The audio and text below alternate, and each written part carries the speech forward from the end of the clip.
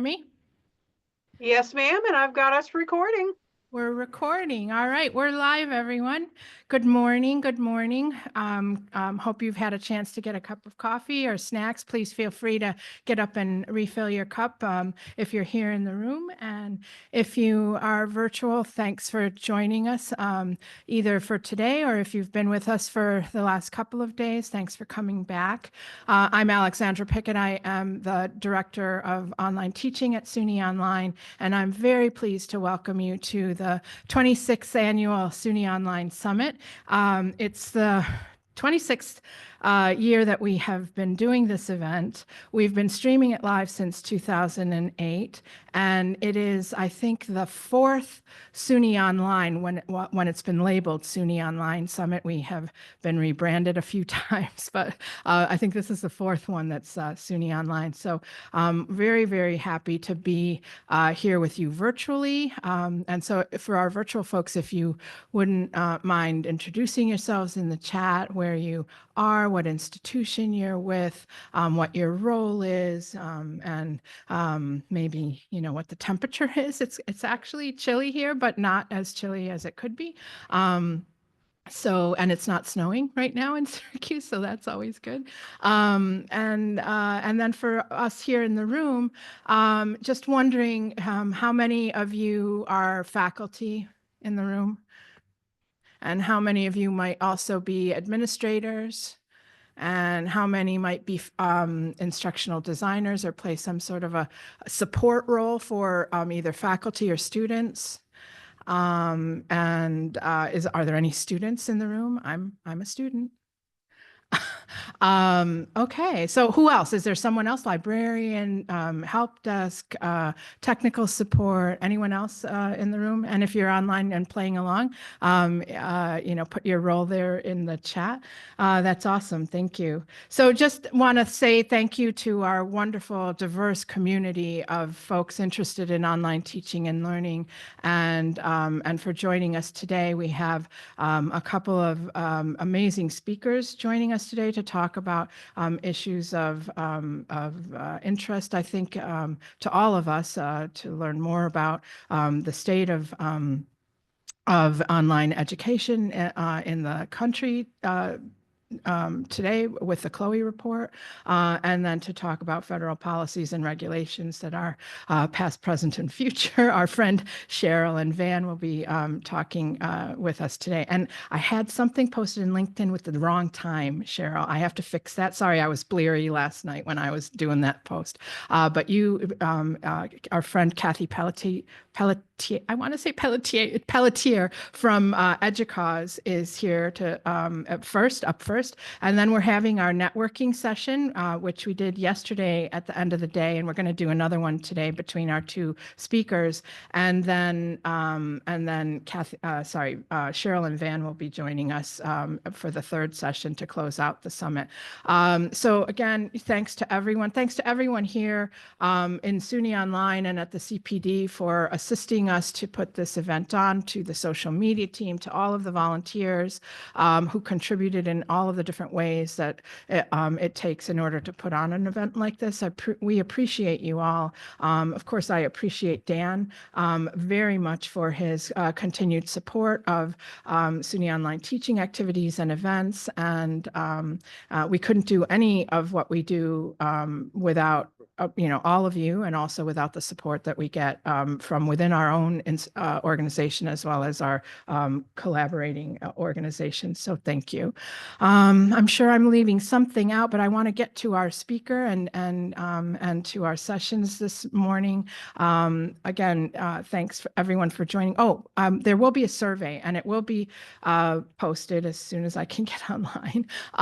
And so I really would appreciate your thoughts and your suggestions, and things that you really liked and things that you wish we did a little bit differently or that could be improved. I'd really appreciate it, especially the networking session that we did yesterday. I'm really interested to know what you all thought of that, and both for the Zoom folks, the virtual folks, as well as for those who were in the room. And so please fill out that survey when you have a moment. And I'll be sending that out again, as I mentioned. So I'm going to ask Victoria to come up and to introduce our first speaker, Kathe. Thanks, everyone. Thank you, Alex. So good morning, everyone, to everyone here in this room and to our virtual participants. Happy Friday. We made to day 3 of the SUNY Online Summit. Let me quickly introduce myself. My name is Victoria Mirzoyan, and I am SUNY Online Impact Analyst. And I'm super excited today to introduce our first speaker for today, Dr. Kathe Pelletier. And if I can switch my slides here. Dr. Kathe Pelletier has spent the last 25 years in higher education innovation of some form or another. She has held roles in many different areas, including advising, curriculum and instructional design, competency-based education, and academic support. Dr. Kathe Pelletier is currently the Senior Director of Community Program at EDUCAUSE. And we're going to hear today from the CLOE report. With that, let's welcome Dr. Kathe Pelletier.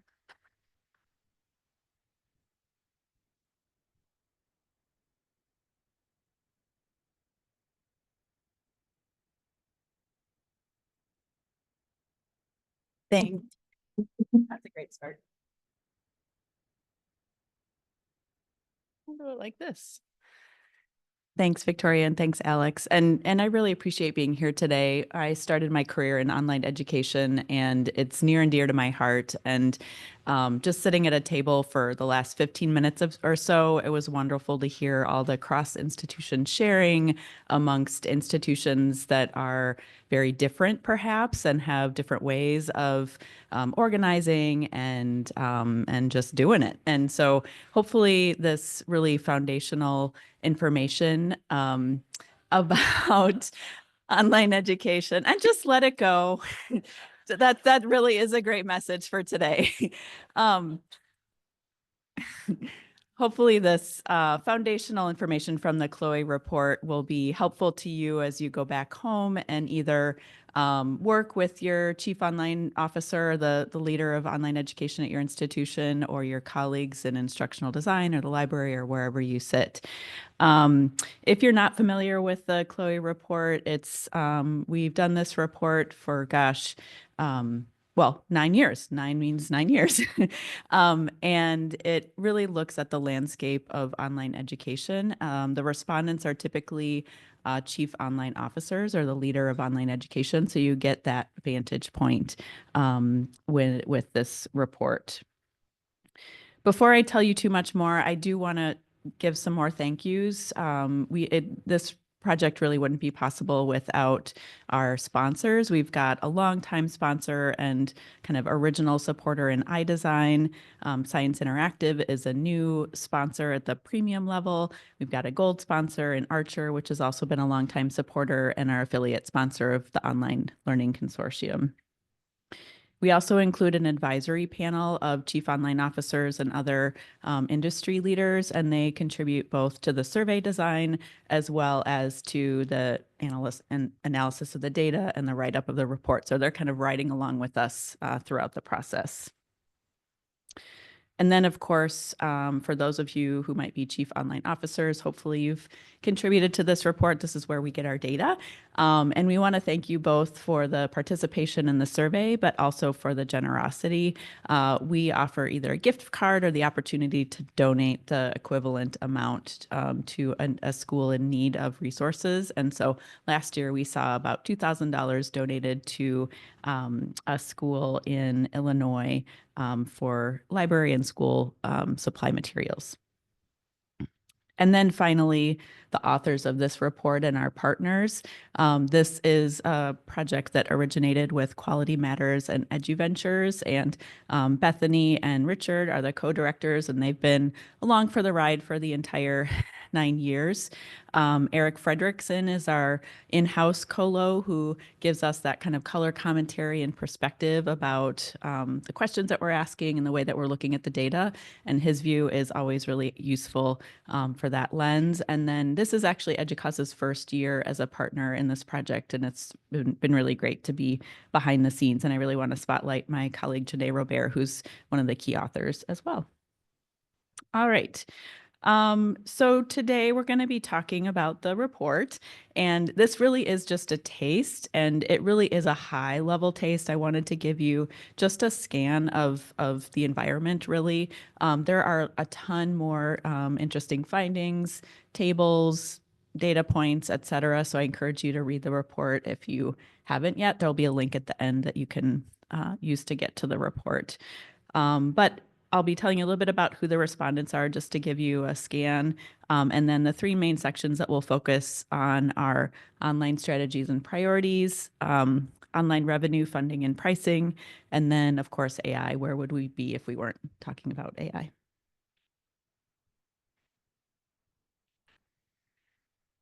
So the sample this year is pretty similar to last year's samples, and it's a pretty reasonable representation of U.S. higher education as a whole and online education in particular.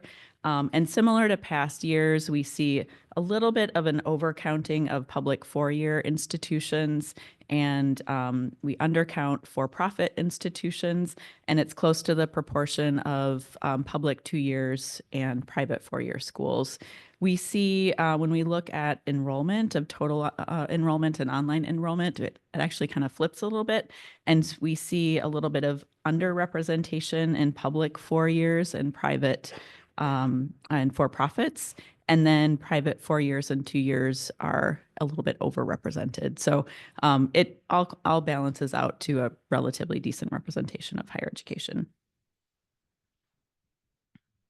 So the first section is about online strategy, and this is something that we've asked about really starting post-pandemic as the interest and the kind of emphasis on online options really accelerated from students. And we've shifted a little bit. You'll see, I'll note past surveys occasionally, like Chloe 7 or Chloe 5. And the way that we've approached this is that we have some benchmarking questions where we've asked the same question year over year to just see those trends. But sometimes we'll tweak depending on the times, and sometimes we'll ask a completely different section. So this is one where we've tweaked a little bit.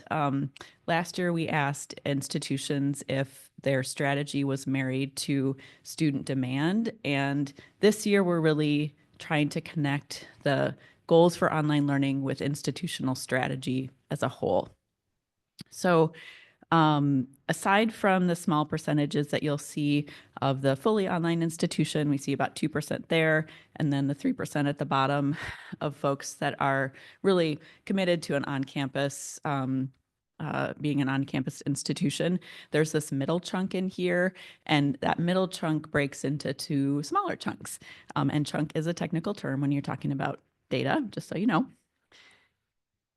Let me find my note here so I can get all the numbers right. So there's one group at the top where you can see that institutions have really fully embedded their online strategy into their institutional strategy. But that group has another subset. One is broad institutional strategy, broad online learning strategy, and they kind of nest within each other. The other group, which is a little bit smaller, has strategy, but it's embedded into specific student groups. And that's going to be another theme that we'll hear throughout these data, where there's some institution types that really think institution-wide, and others that might have that more specific focus on particular student groups. Oops. Still having some technical difficulties over here, but that's okay. The other group is about the same size, actually, and it looks at institutions that don't yet have a strategy and it's just emerging. And that's definitely something to watch. And another theme that you'll hear during this talk is the perhaps evolutionary approach or an evolution of strategy where institutions are still figuring it out, but they're committed to doing so. And that might lead to different ways of approaching things. There we go.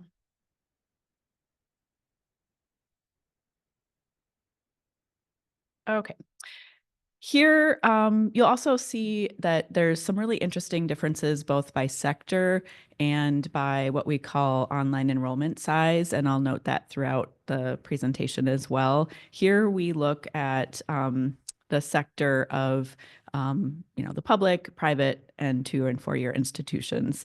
And so in the left column, you'll see the overall data, but you'll see some just size differences even just at a glance. So for example, the public community colleges, which are the 2-year institutions, really have incorporated online strategy into their entire institution, where if you look at their approach to emphasizing students' special groups, that's a lot smaller. It's kind of flipped for the 4-year privates, where they really focus maybe more on specific student groups, but less so at the institutional level. And then when you look at the bottom of those who are just still figuring it out, both looking at how their online learning strategy fits in with their institutional strategy, or just like really still figuring it out, those are actually pretty well distributed across the various sectors. Here, we asked our respondents about their priorities in online education, and these are priorities that we know are true across higher education, whether you have a focus on online learning or you're just getting started, and they could pick as many of these as they wanted to. And here's where we saw some pretty similar themes from Chloe 7 and 8, really focused on creating online versions of on-campus courses. That was the highest selected at 69%. And then at 65%, just a little bit of a smaller group wanted to, or is focused on creating online versions of on-campus degrees.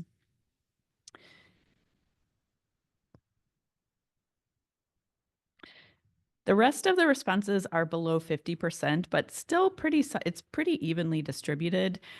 We've got 2 that are just at 48%, almost 50%, and those are actually on the edge a little bit. So creating online non-degrees with no campus equivalent, and creating online degrees with no campus equivalent. So moving into creating online for online's sake with no equivalent in the campus programs. So this is another look by sector, and this is actually a different question where we force them to pick their top 2. And here we see that public 2- and 4-year institutions were more likely to create online versions of on-campus degrees, whereas private 4 years were more likely to create online degrees with no campus equivalent. And again, the private 4 years are the institutions that are also focused on specific populations versus the broader institution. So maybe an online MBA where they may not have an MBA on campus, or other specialty programs like that. But when you look at public 2 years, we see that they're really focused on creating additional sections of online courses. Here again, we're seeing maybe the focus on serving all students and making sure that all students have an opportunity to learn online as well and have access to that education, and not focusing on specific targeted student groups. Okay, we're going to shift into market strategy, and this is kind of a combined question looking at where Chief Online Learning Officers are focused, both with their student body as well as their market differentiation strategies. And we see that the top response makes sense. It's recruiting students in their geographic area, and that tends to be a pretty typical approach where campus have a strong base of on-campus students, and they want to offer access to those students to take online classes as well. It's interesting to see, though, that the second most selected response is recruiting non-traditional learners. And we'll also see that theme a little bit throughout here, especially linking back to the idea of creating non-degree programs and offering programming and online opportunities for specific student groups. We also, there's some yellow colored bars here, and those are all about promoting quality or promoting kind of unique approaches to online programming. It's great to see that promoting the quality of online education isn't terribly low on the list, but there seems to be an opportunity here for institutions to be more loud and proud about the high quality online offerings that you have, and whether it's the access to student support online or just the quality in general. The other thing to call out from the perspective of the sectors is that institutions with high online enrollment versus those with fewer online students were more likely to select those promotion items focusing on quality, with the largest being promoting the quality of online education at 56%, which is quite a jump from the 45% of the entire group. So again, as you go back to campus and think about the conversations you might have, really considering how emphasizing quality to your prospective students could be a differentiation opportunity. Now we get to the bummer stuff. We're going to talk about barriers to online initiatives and things like lack of faculty or administrative buy-in. We've got lack of online learning support staff. I was at a table where there were 1 or 2 instructional designers at the entire institution. Perhaps tension around institutional mission or culture if online wasn't necessarily fully integrated and embraced. A lack of expertise among administrators is a pain point. Faculty autonomy, the tension around centralization can be a big one. And then budgetary issues, not institutional budget, but specific to online. And the good news is that a lot of folks said that these issues were either already resolved or they were resolving. So that is promising that we're able to work through some of these challenges.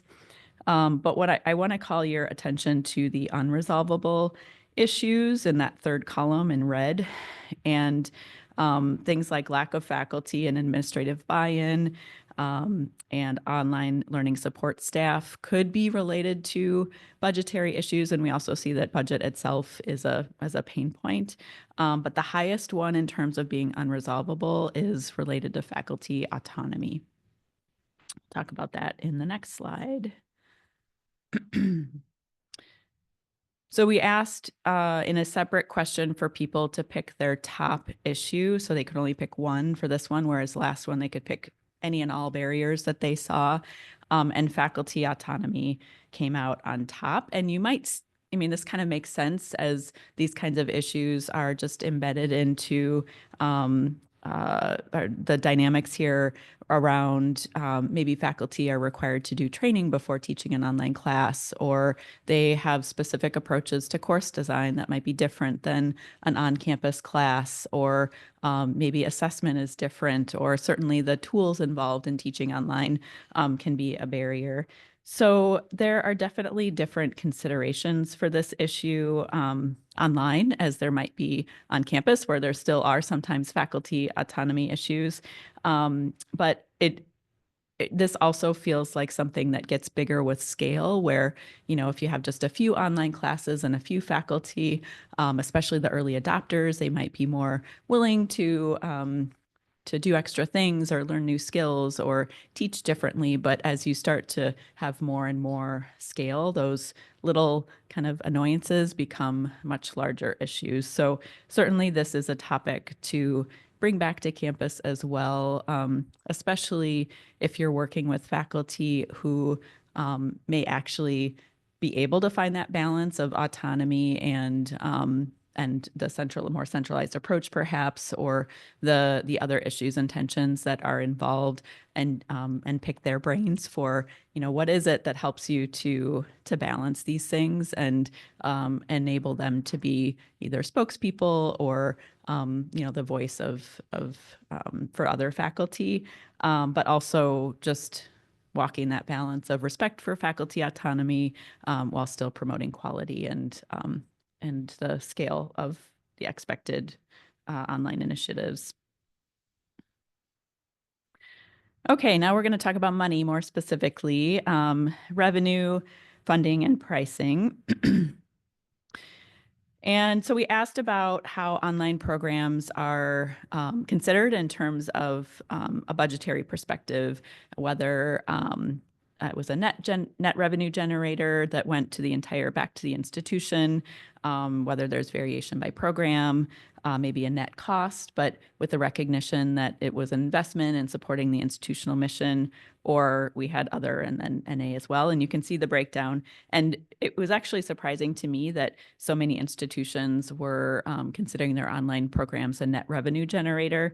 But there was a quarter that indicated that there was wide variation by program. And this might make sense too when you think about those maybe private 4 years that are more focused on different student populations and might have a less centralized approach perhaps. But when we also look at this by sector, we see some differences too. So the public 4 years may be a little more likely to see online education as a net revenue generator. But the public 2 years were more than twice as likely to view online programs as a net cost. And again, going back to this idea of serving the entire student body and the access-oriented mission of 2-year institutions, that makes sense as well. And similarly, also a data point that makes sense that institutions with higher online enrollment are more likely to view their online programs with a net revenue generator. And this too might be an evolutionary strategy where at the beginning, maybe there's a little bit of investment into online as you're getting started, knowing that it might not be revenue generating for a few years, or you need to get to a certain amount of students or amount of programs or courses for it to scale. But it could also just reflect differences in 2-year missions versus 4-year missions, et cetera. So something to maybe dig into a little bit further if you read the report. Next, we asked colos about the state of their budgets and financial resources, and most reported that they didn't see any gain and didn't see any loss, and they weren't expecting more or less resources in the coming year. And fewer respondents indicated reductions in budget, which are the smaller chunks at the bottom, than those that were expecting an increase or even a substantial increase in resources. So we have actually 42% of respondents indicated that they were expecting some or a lot of increase in resources. Here, again, sector-wise, private 4-year schools were more likely to indicate that they were expecting a decrease in budget for online programming compared to the publics. But it's one thing to know if budgets are going up or going down, but it's actually more important to know if those budgets are adequate for what you're being expected to do. So we asked, and we added a follow-up question about the perception of adequacy of institutional resources for online learning initiatives. And they were pretty evenly distributed. We've got 31% agree, 30% neutral, or 30% disagree with almost 20% neutral. But if you remember that 42%, only 16% in the previous question noted that they were expecting their budgets to go down either by a little bit or a lot. So if we've got 42% saying that they 42% saying that their resources are online sufficient, either strongly disagree or disagree, that's a much larger group than those that said that their budgets are actually going down. So there might be a mismatch in expectation, and maybe the budgets aren't going up enough, or those that are going down considerably, that's really impeding the execution of expectation. Here, I'll highlight some sector differences too. The private four-year schools were more likely to disagree that resources were sufficient. That was also the group where we saw the most downturn as well.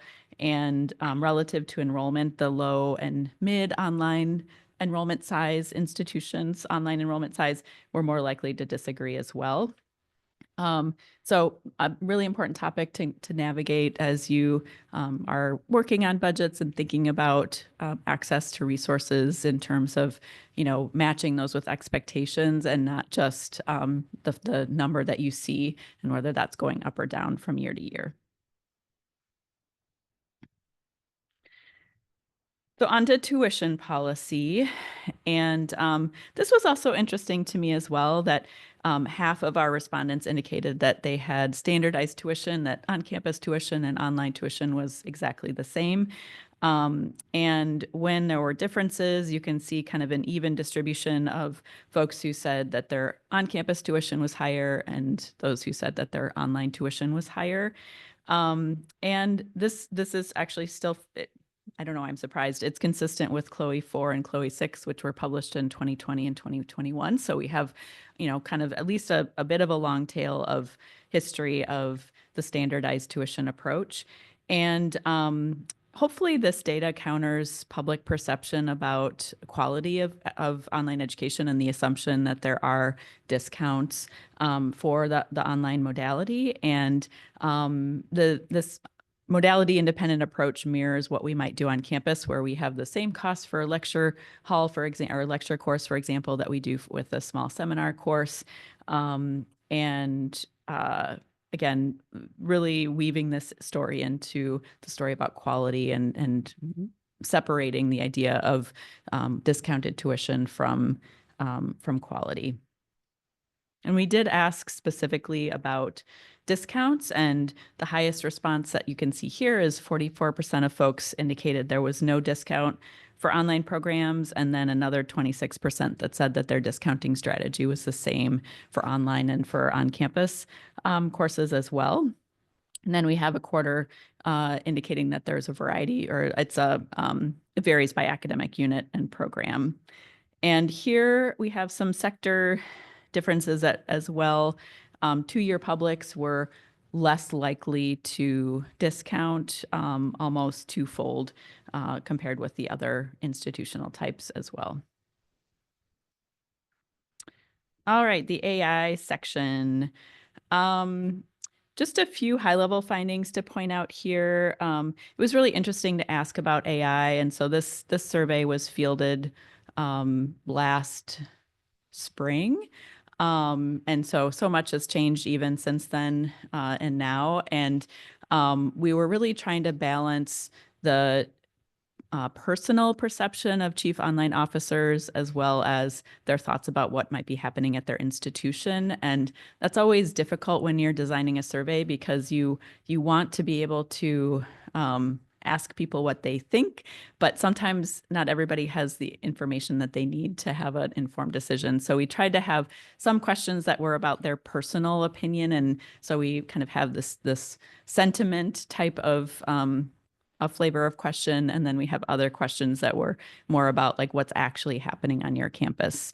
I will say that EDUCAUSE has individually done a landscape survey about AI, and we just published our second one. We did one in 2024 and one just this year. And we're seeing a theme there about communication, that the last year's overarching theme of the survey was, I don't know, because we had so many I don't know answers.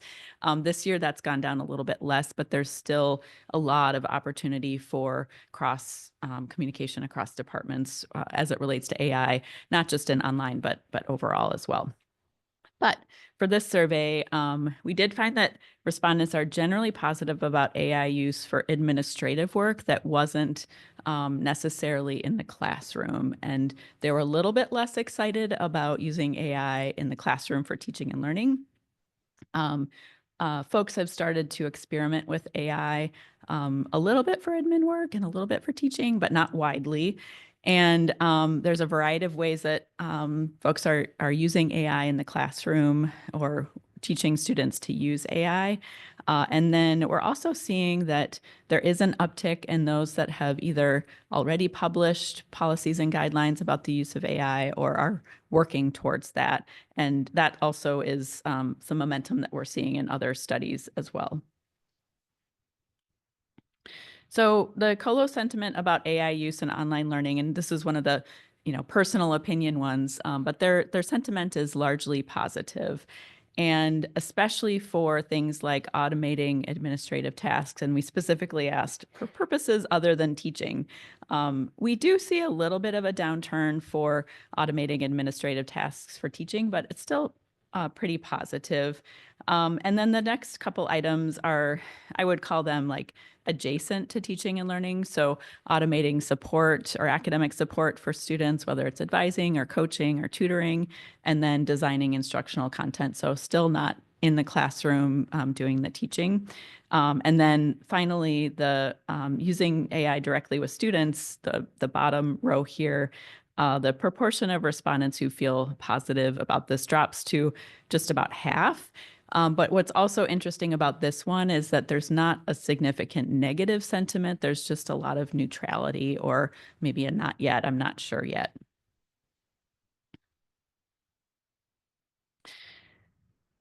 We also asked about how what the uses of AI at the institutions, especially as it relates to helping students to use it. And we see folks experimenting with a variety of uses, whether it's teaching it as a topic in classes, using it for course design, requiring students to use it for activities or assessments, giving feedback on student work and performance, or adaptive or personalized learning pathways for students. And we see a lot of folks are responding, or a decent amount of folks are responding that the use varies widely by degree or program. And this reflects the kind of individual department approaches to AI that we're seeing just in general in higher education as well. We also, and I think that in some part is likely to continue with either disciplinary differences or professional needs that are going to be different program by program, but it's definitely something to watch as we continue to study this. And this question asked about how students were encouraged to use AI or not encouraged to use AI. And we see a variety of ways. At the top, again, reflecting other studies as well, is critiquing content generated by AI. And this is really promising as we think about our students as digital citizens and going to work in the digital workforce, and being really critical to understand what is a high quality AI output and what might need to be considered or just thrown away. One thing that we are seeing in our AI landscape study from EDUCAUSE this year is that students are reporting their use of AI at much higher percentages than faculty think that students are using AI. And students are also using AI or reporting their use of AI for things like brainstorming, ideation, like early thinking about work, but not necessarily generating content that they're submitting directly.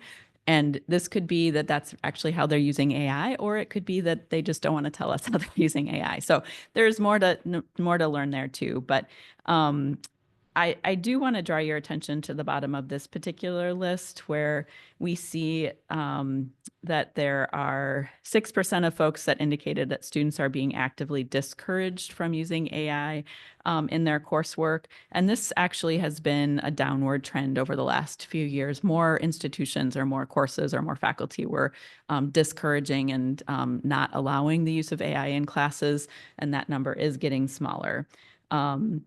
And of course, this is an online education specific study, so really interested in looking at that nuance with online learning in particular. And just a quick look at other ways that folks are using AI in administrative functions, and this is still really emerging and experimental. So we've got marketing and student recruitment, student interventions, student-facing support, and back office administration. And the great or moderate extent is in the blue on the left, and they're just pretty small chunks there of respondents saying that they're using AI for those ways.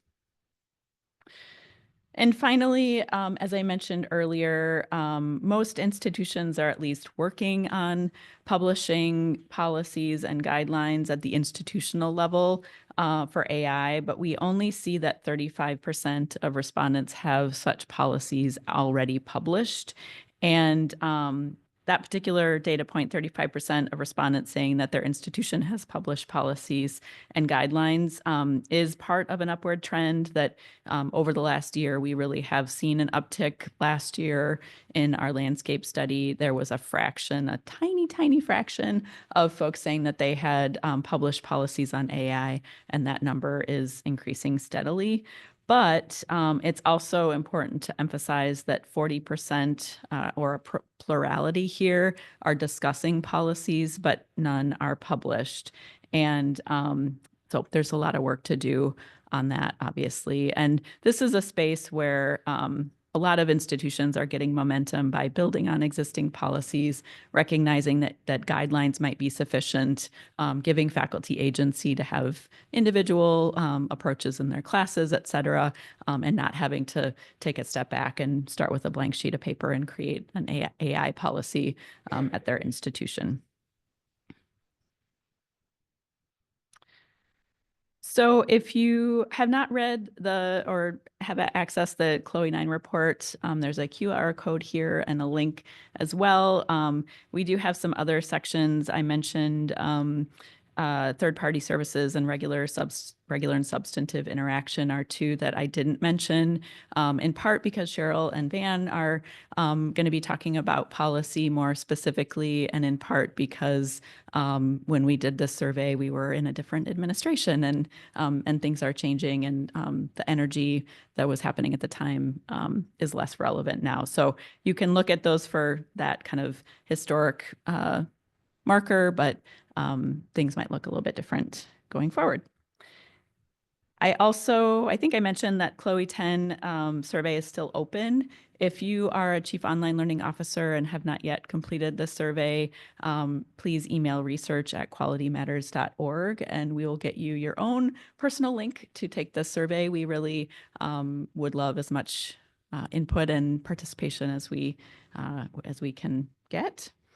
And then I'll do a couple brief commercials for EDUCAUSE offerings that are related to this. We have a learning lab on designing HyFlex courses to support online learning environments, multimodal learning environments. We've been doing a version of this learning lab, which is like an online course that has both synchronous and asynchronous opportunities to participate.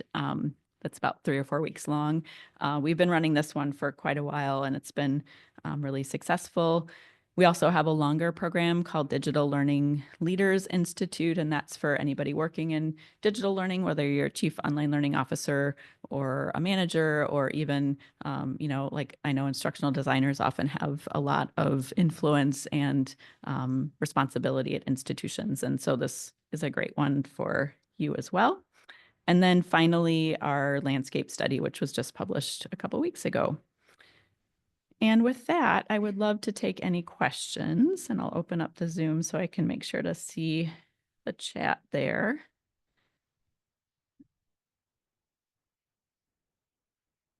questions online? Okay. We are still Not operating the seeing any machine. at the moment.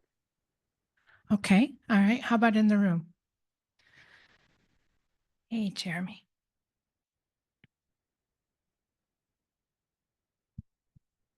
So you mentioned the data points about faculty autonomy. Yeah. And I just want to make sure that I'm understanding exactly what you were getting Yeah. at. And it sounded like this was the case of faculty autonomy being them having too much autonomy. Is that the... Great question. The way that the question was intended was to look at or to think about faculty autonomy as faculty expecting more autonomy than they had. And for faculty to be pushing back to say, you can't make me, or, I do it this way, and why are you asking me to do X, Y, and Z? So that tension between, really allowing faculty to bring their expertise to bear and their, being a faculty, how they want to be a faculty, but also with expectations about how online learning is structured and delivered and assessed and that kind of thing. Yeah, and I saw it seemed to be kind of contrasted with centralization, kind of the two pushing. Yeah, and I actually don't remember if we've done any cross tabs on the pain point of centralization and faculty autonomy, because I think those are probably two really connected tensions. And centralization, will affect faculty, but obviously affect a much larger set of stakeholders at an institution. And I also think that there is also a question of, I know some institutions are not centralized on purpose because it works so well to balance that autonomy of their smaller units against the entire institution. And so that's, and some institutions go back and forth because it's hard both ways, right? So those definitely are two related issues. Great question, Jeremy. Thank you. Mhm. Anything else, either online or in the room? Alex, this is Debbie Spiro. I don't see any questions, but I wanted to say hi, Kathe. Hi, Deb. Hi, Deb. We serve on the I serve on the Teaching and Learning Advisory Board. Kathe chairs. You know what? I'll ask a question. Chief Online Learning Officer, how long have you been using that term? Do you see that as the trend for the name of what we do? Yeah, I actually have a similar question, and with EDUCAUSE joining this particular study just this past year, I might defer a little bit. I know it's definitely a term that the Chloe has used historically, and it's one when EDUCAUSE we have a professional pathways resources for various areas of so we have a teaching and learning pathway, CIO pathway, innovation pathway, and cybersecurity and privacy pathway. And when we were exploring roles and those professional pathways in the teaching and learning and innovation space, specifically, we did find some titled chief online learning officers and others who had the responsibility of being the senior most online learning officer at their institution, but without the title. And I think this also gets back to the differences in institutional structuring, where sometimes online learning is its own unit. Sometimes it's the responsibility of some academic technology leader or even an academic leader that carries online learning responsibilities, but that isn't their kind of sole responsibility. And it gets to the centralization question too. So I think we're still in a space where there isn't one term that fits everybody, and it really is an institutional decision about how explicitly you want to call out a chief online learning officer. And then the other part of that too, the chief sometimes suggests a cabinet level role. And Right. in the pathways work, we do see some chief online learning officers at the cabinet level, but those tend to be at smaller institutions as well. So I think my advice would be, well, check out the professional pathways resources at EDUCAUSE to just see how we've mapped it out. But you can think of it as capital Chief Online Learning Officer or lowercase Chief Online Learning Officer. And it really is about who has the responsibility for the online learning at your institution. So Kathe, in order to share the ability for SUNY institutions to participate in the next Chloe report, you know, I don't know if there's any chief online learning officers in SUNY with that title, but we have directors of Yes. online learning. And I would really like to encourage anyone for whom online is their responsibility to contribute to the next report. And so, you know, we have an organization here within SUNY called Doodle, the Directors of Online Learning. And of course, they need to, you know, check with their institutions to see how they want to handle it. But I would really love to have folks from Doodle and from across the system consider how they would contribute to the report and not get stuck on the label, you know, because as you said, it could be a small c, right? Like who at the institution has that responsibility? We have 30 community colleges. Some at some of those community colleges, the instructional designer, faculty, director of online learning, and the person in charge of the teaching and learning center is all the same person. Yeah. Right. And the LMS administrator, sorry. Yeah. Right. So I would really love to see SUNY more broadly represented in that report, and want to encourage everyone. I think we sent out a note when you sent me the note the other day. We sent out a note to everyone, but I don't want folks to, and thanks to Deb for bringing up that point. I don't want folks to get hung up on the title and think someone else is going to do it, because most likely not. So yeah. Yeah, thank you. And thanks, Deb, for asking that too. And the other part too, and I don't know the politics of SUNY, but whatever. I mean, that doesn't happen. But it's something for the person who is the leader of online education, even if you're wearing many hats, to use the pathways work and even the survey to advocate for that role or that title, to more formally recognize what you're doing in relation to other institutions as well. So that's a way to use that information too. Okay. Deb, any other questions in the virtual chat? They're not questions, but comments going back to the initial question on faculty autonomy, discussion about the students from yesterday's sessions wanted standardization of course templates, but that becomes a flashpoint for faculty autonomy. Yeah, and that's a struggle I would say many of us deal with, consistency versus independence in designing courses. Anyone else here in the room with any comment or question?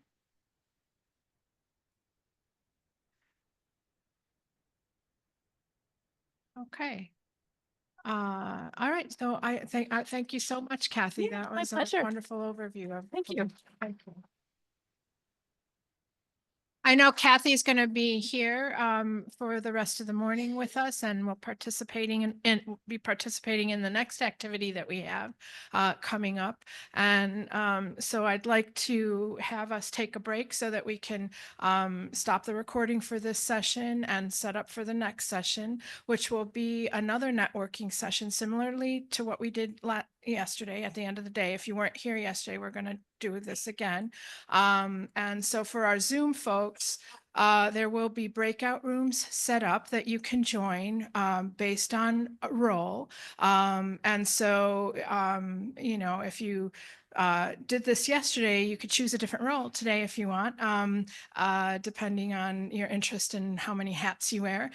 Same thing in the room. We're going to set up tables and we'll have some guiding questions if you need them.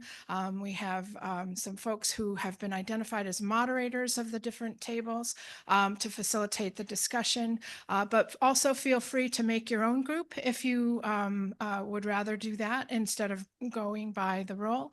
And it was really, really fun yesterday. I hope the folks who were online also had good and productive conversations here in the physical space. It was really great discussions. And so we're going to spend the next hour talking in our small groups.